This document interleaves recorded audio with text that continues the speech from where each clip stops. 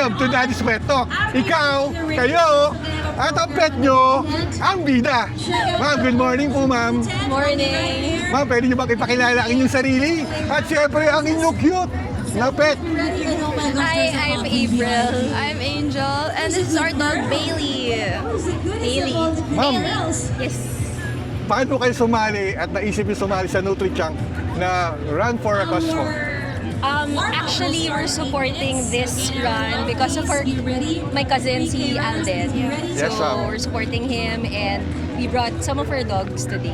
Ma'am, first time niya ba mong sumali dito? Yes. Yes. Actually, Ma'am, first time. syempre may paghahanda. Anong paghahanda na ginawa nyo? Lakad. Lahat. Ano yun? A week or 5 days? Well, I actually run. So si Bailey, I guess naglalakad lang siya, no? Yeah, sometimes he runs. Ma'am, bali anong tatakbo ni Billy? 1 kilometer or 1K. 1K? 1K muna for the Kasama first siyempre run. kayo? Yes. Siyempre, kayo ma'am, veterano na kayo sa pag-run. Tapos first time niya po, Ma'am Bailey. Yes. Ma'am, may mga four parents ma'am niya nahihiya pag sumali, pero gusto niya na sumali. Paano niyo sila mahihikayat na sumali, lalo na sa NutriChunk, na Run for a Cause, dahil tumutulong talaga ang NutriChunk po.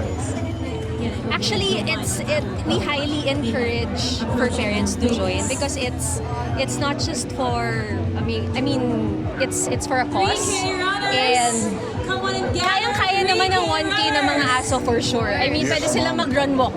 Run, walk, pwede nyo rin kargahin. Oo, pwede Siyempre, kargahin iba, pag napagod. May dalang stroller, ma'am. Ma'am, maraming salamat. Pinaunlakan nyo itong interview to.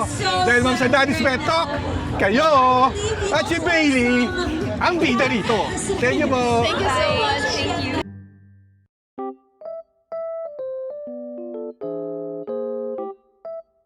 Interview ko si Bailey. Anong masasabi mo kay Bailey? Pakahusay. First time ni Bailey tumakbo. 1K, let's go. Thank you, sir. Sir Alden, thank you.